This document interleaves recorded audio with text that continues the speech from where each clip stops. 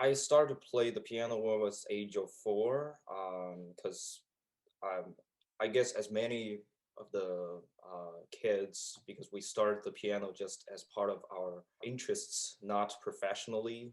The first time I heard the voice and song, it feels fantastic to me.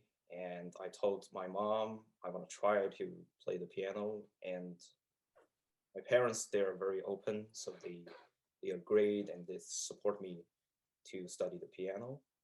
I believe, like many kids, in the process of learning, uh, sometimes I feel tired and boring, so I was trying to give up. But I met a teacher. He was very encouraging me, and so I didn't stop my piano learning. Until 13 years old, my family moved their job to Chengdu, which is the biggest city in Sichuan province, and I also moved here with my study. I was trying to transfer from amateur students to a professional students during that year. That year, I practiced a lot because my new teacher says I have to start over if you want to be a piano major students. You have to prepare everything more professionally. Yeah, that year I went to Sichuan Conservatory of Music high school when I was age of 13. And 5 years later, I had an opportunity to playing in Interlochen Summer Arts Camp. And I met my former teacher, Dr. Michael Coonrod, and I played several pieces, one movement of Mozart concerto, and he was very impressed. And he said, "Oh, if you want to apply for college, we can help you." So that's how I know him, and I spent 1 year in Interlochen Arts Academy. After I graduated from Interlochen, I went to Bowling Green State University, and with full scholarship and studying with my former teacher, Dr. Robert Satterlee. And he's a very, very good teacher too. And after that, I'm currently in Los Angeles with my master's degree and studying with Dr. Dmitry Rachmanov. Tell me some of the most challenging moments in your piano study. So the most challenging part for piano studying, I think for me, it has two parts. As an international student, one part is study English, because we need to understand a different language. Just the first few months I came to the United States, my English was not very good, so I can't speak too much. But fortunately, my roommate is American, and we keep talking all the time. So that's my English how improved. And for the piano part, I think the most challenging part is when we look at the new piece, we want to spend less time and memorize and learning those pieces as quickly as possible and perform on the stage.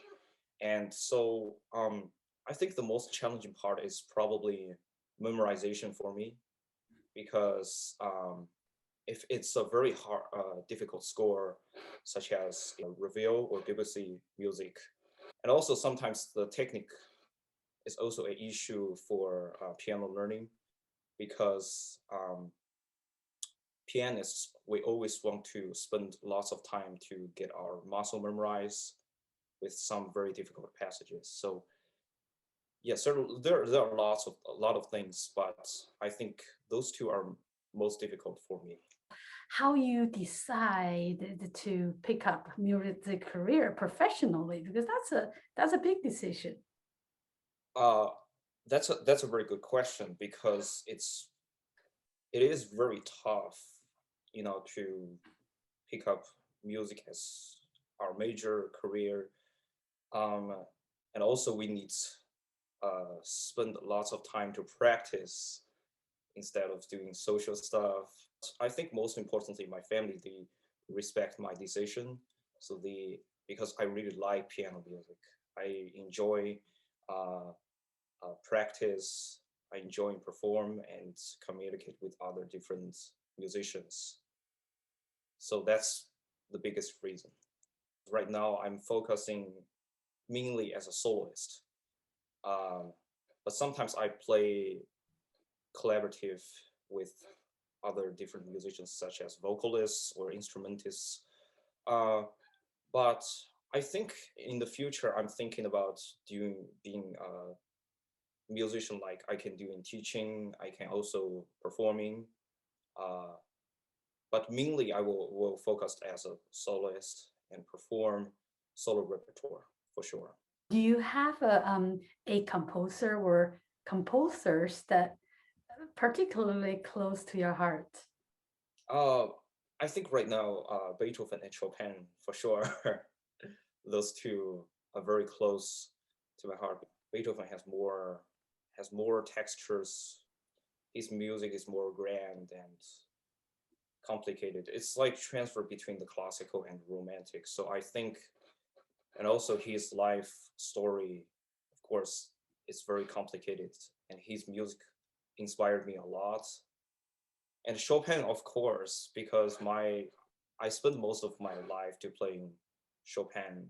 His style, um, with more individual expression compared to the classical period, it's more romantic and expressive. So I think Chopin's music is very effective for concerts and competitions, and I really like his music in general. For Chopin ballad, actually, this is the first ballad I've learned, but it's the hardest one of the four. For Chopin ballad, I think sometimes when people have the age, their age, they have some life experience, the emotions as part of their uh, life journey. So maybe we have some kind of experience of emotion or personal expressions in their life, of course. But also, but more importantly, to learn Chopin ballad is we need to figure out the structure, the story behind the music, and since this is his one of his late work, so he has different thoughts and compared to his early work. Some of his music was inspired by Rossini's opera, so it absolutely has the same characters. Also, in this piece, it has very complex harmonic um, progressions, and especially if we look at the first theme, first melody of the piece, in the later piece, he developed that ideas in both musical and technically. So I think it's a very dramatic experience for me to learn the Chopin ballad. How do you relate to that kind of an emotions and the depth that in the music? Yeah, I think it absolutely related to poem and the stories for sure, especially during that time. But nowadays, sometimes for me, it also related to I'm thinking about some movies, some um, drama, especially in the coda part, is very exciting, but also it's like a storm of the piece, fast. It has very difficult technical passages. Could you share a bit of how your experience coming here? And did you have to do a lot of adjustments in terms of learning? Yes, I realized that in China, because most of the uh, for learning the piano is very different compared to in the United States. Because in China, my teachers uh, was trying to telling me something. You have to do this. You have to do that. Just as just do what I said. It's also part of Chinese education. But in the United States, it's different. Also in China, most of the teacher just want to make the music beautiful, Mm. uh, beautiful presented. But in the United States, I realized music is just not beautiful. It has the structure, it has different kinds of emotions. Sometimes we need to dig deeper, not just look at the score. We need thinking about uh, different methods behind the score, behind the music, and which one is the best option for me, for different kinds of pianists. So not just making beautiful, not just uh, playing with a bunch of technical showing off notes, but more importantly, how do you express the music from inside of your heart? How to send that message to your audience?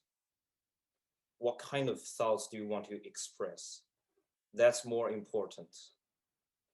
I think the piano industry in China has been developed a lot because there are tons of kids are learning piano, which has been influenced by Lang Lang and Yun Li, two very famous pianists, and I was one of them. And I think most of the kids are they and right now they learn fast and they learned very good with technique. But I think for the advice is that trying to think music as part of your life instead of something competitive, compare with each other. It is part of your own story. It's something very special experience compared to the other different industry.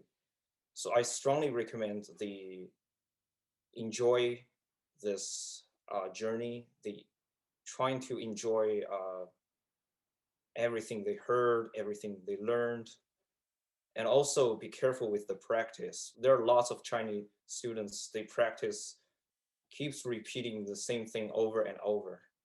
So practice with more methods, with different ideas and plans.